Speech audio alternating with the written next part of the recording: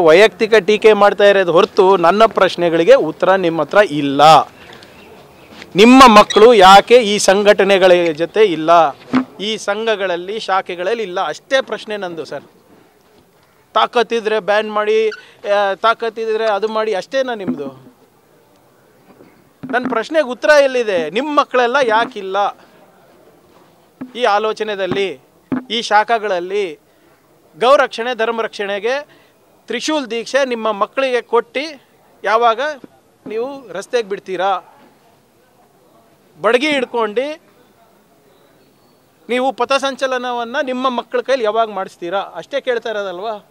ಓಯ್ ಹೌದಪ್ಪ, ಪ್ರಿಯಾಂಕ್ ಹೇಳ್ತಾ ಇರೋದು ಕರೆಕ್ಟು ಅಂದ್ಬಿಟ್ಟು ಅವ್ರ ಮಕ್ಕಳಿಗೆಲ್ಲ ಬಿಡಲಿ ನೋಡೋಣ. ಯಾಕೆ 4 ದಿನದಿಂದ ನಿಮ್ಮ ಪುಡಾರಿಗಳ ಕಡೆಯಿಂದ ನಮಗೆ ಜೀವ ಬೆದರಿಕೆ ಹಾಕಿಸ್ತಾ ಇದ್ದೀರಾ? ಯಾಕೆ 4 ದಿನದಿಂದ ಮೀಡಿಯಾ ಮುಂದೆ ಮಾತಾಡ್ತಾ ಇದ್ದೀರಾ? ನನ್ನ ಬಾಯನ್ನು ಮುಚ್ಚಿಸ್ಬೇಕಂದ್ರೆ ಎಲ್ಲ BJP ನಾಯಕರ ಮಕ್ಕಳು ಶಾಖೆಗೆ ದಾಖಲಾಗ್ರಿ. ಎಲ್ಲ BJP ನಾಯಕರ ಮಕ್ಕಳು ಗೋರಕ್ಷಕರಾಗಿ, ಎಲ್ಲ BJP ನಾಯಕರ ಮಕ್ಕಳು ಗಣವೇಷ ಧರಿಸಿ ಗೌಮೂತ್ರವನ್ನು ಪಬ್ಲಿಕ್ಕಾಗಿ ಕುಡೀರಿ. ಆಮೇಲೆ ನಾನು ಮಾತಾಡೋದು ನಿಲ್ಲಿಸ್ತೀನಿ. ಇವಾಗ ನಾವು ಏನು ತರ್ತಾ ಇರೋದು, ಕಾನೂನು ಭಾಳ ಸ್ಪಷ್ಟವಾಗಿದೆ. ಸರ್ಕಾರಿ ಶಾಲೆ, ಸರ್ಕಾರಿ ಮೈದಾನ, ಸರ್ಕಾರಿ ಅನುದಾನಿತ ಸಂಸ್ಥೆಗಳಲ್ಲಿ ಇರ್ಬೋದು, ಪಬ್ಲಿಕ್ ಪ್ಲೇಸಸಲ್ಲಿರ್ಬೋದು, ಸಾರ್ವಜನಿಕ ಉದ್ಯಾನವನಗಳಲ್ಲಿರ್ಬೋದು, ಯಾವ ರೀತಿ ನಡ್ಕೋಬೇಕು ಅಂದ್ಬಿಟ್ಟು ನಾವು ತರ್ತಾ ಇದ್ದೀವಿ. ಅದು ನಿಮಗೆ ಇಷ್ಟ ಇಲ್ಲ ಅಂದರೆ ಪಾಲನೆ ಮಾಡಬೇಡಿ, ಪಾಲನೆ ಮಾಡಿಲ್ಲ ಅಂದರೆ ಕಾನೂನು ಪ್ರಕಾರ ಏನು ಕ್ರಮ ತೊಗೋಬೇಕೋ ತೊಗೋತೀವಿ. ಆ್ಯಸ್ ಸಿಂಪಲ್ ಆಸ್ ದಟ್ ಅಲ್ವಾ?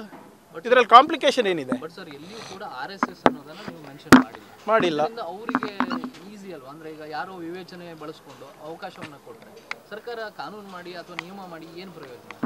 ಏನು ಹೇಗೆ ಅವರಿಗೆ ತೊಂದರೆ ಆಗ್ತಾ ಇದೆ ಹೇಳಿ? ಐ ಆಮ್ ಟೆಲಿಂಗ್, ನೀವು ಪರ್ಮಿಷನ್ ತೊಗೊಳ್ಳಿ ಸರ್, ಪರ್ಮಿಷನ್ ತೊಗೊಳ್ಳಿ.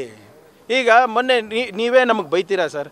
CM ಅವ್ರು ಒಂದು ಕಾನ್ವಾಯ್ ಅಲ್ಲಿಂದ ಇಲ್ಲಿಗೆ ಹೋದಾಗ ಸ್ವಲ್ಪ ಟ್ರಾಫಿಕ್ನಲ್ಲಿ ಒಂದು 5 ನಿಮಿಷ ಡಿಲೇ ಆದಾಗ ನೀವು ಎಷ್ಟು ಸರ್ ಬೈತೀರಾ ನಮಗೆ? ಹೌದಾ ಇಲ್ಲ? ಹೆಡ್ಲೈನು, ಬ್ರೇಕಿಂಗ್ ನ್ಯೂಸ್ ಎಲ್ಲ ಹಾಕ್ತೀರಾ. ಇವರು ಮೊನ್ನೆ ಇದೇ ಬೆಂಗಳೂರು ನಗರದಲ್ಲಿ 100 ಕಡೆಯಿಂದ ಪಥಸಂಚಲನ ಮಾಡಿದ್ರು. ಯಾರು ಪರ್ಮಿಷನ್ ತೊಗೊಂಡಿದ್ರು? ಲಾಠಿಗಳು ಇಟ್ಕೊಳೋದು ಏನು ಅವಶ್ಯಕತೆ ಸರ್? ಇವರು ಅಷ್ಟು ಶಾಂತಿ ಪ್ರಿಯರಿದ್ದರೆ ಏನಕ್ಕೆ ಬಡಗಿ ತೊಗೊಂಡು ಓಡಾಡ್ತಾ ಇದ್ದಾರೆ? ಯಾವ ಧರ್ಮದಲ್ಲಿ ಇದೆ ಸರ್ ನೀವು ಬಡಗಿ ತೊಗೊಂಡು ಓಡಾಡಬೇಕಂತ? ಯಾವ ಗ್ರಂಥದಲ್ಲಿ ಇದೆ ಸರ್ ನೀವು ಲಾಂಗು ಮಚ್ಚು ಕತ್ತಿ ಇಟ್ಕೊಂಡು ಓಡಾಡಬೇಕು ಅಂತ? ಆಮೇಲೆ ನಾವು ಅವ್ರ ಹೆಸರೇ ಪ್ರಸ್ತಾಪ ಮಾಡಿಲ್ಲ ಅಂದರೆ ಇವ್ರಿಗೇನು ಸಮಸ್ಯೆ? ಗೌರ್ಮೆಂಟ್ ಆರ್ಡರ್ ಹೌದಪ್ಪ, ಯಾವುದೋ ಒಂದು ಆರ್ಗನೈಸೇಷನಿಗೆ ಬರ್ತಾ ಇದೆ ಅಂತ ಹೇಳಿದ್ರೆ ನೀವು ಮಾಡಿ. ಆ ಕಾನೂನು ನನಗೂ ಅನ್ವಯಿಸ್ತದೆ, ನಿಮಗೂ ಅನ್ವಯಿಸ್ತದೆ. ಅದಕ್ಕೆ ಯಾಕೆ ಹೆದರಿಕೆ? ಅಕ್ಟೋಬರ್ 23ಕ್ಕೆ ಕಲಬುರಗಿಯಲ್ಲಿಯೇ ಪಥಸಂಚಲನ ಹಮ್ಮಿಕೊಂಡಿದ್ದಾರೆ. ಮಾಡಲಿ, ಪರ್ಮಿಷನ್ ತೊಗೊಳ್ಳಿ ಫಸ್ಟು. ಅಕ್ಟೋಬರ್ 23ಕ್ಕೆ ಯಾಕೆ? ಅದೇ ದೀಪಾವಳಿ ಟೈಮ್ನಲ್ಲಿ ಮಾಡಲಿ. ಯಾಕೆ ರಜಾ ಆದಮೇಲೆ ಎಲ್ಲ ಇದು ಏನು ಸ್ವೀಟ್ ಗೀಟ್ ತಿಂದು ಆದಮೇಲೆ ಹೋಳಿಗೆ ಊಟ ಆದಮೇಲೆ ಬರಬೇಕಂತ ಇದೆಯಾ? ನಾನು ಹೇಳ್ತಾ ಇಲ್ವ, ಇವ್ರ ಅನುಕೂಲಕ್ಕೆ ರೀ ಅಷ್ಟೇ. ಈಗ ನಿಮ್ಮ BJP ಲೀಡರ್ಸು ಕಳೆದ 1 ವರ್ಷದಲ್ಲಿ 4-5 ಸರಿ ಬಂದಿದ್ದಾರೆ ಕಲಬುರಗಿಗೆ.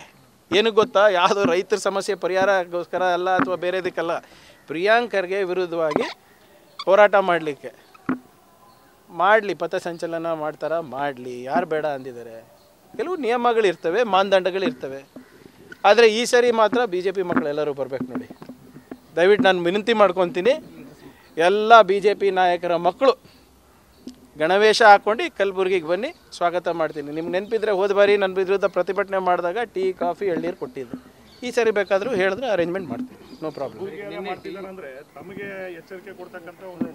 ನಾನು ಆಗಲೇ ಎದ್ದಿದ್ದೀನಿ, ಏನು ಎಚ್ಚರಿಕೆ ಕೊಡೋದು?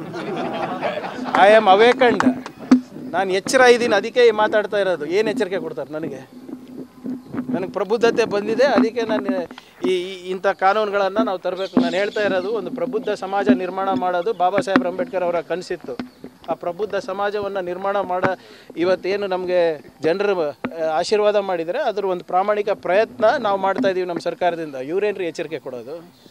ಇವ್ರಿಗೆ ಕಾನೂನಿನ ಅರಿವಿನ ಎಚ್ಚರಿಕೆ ನಾನು ಕೊಡ್ತಾ ಇದ್ದೀನಿ. Follow the law, fall in line.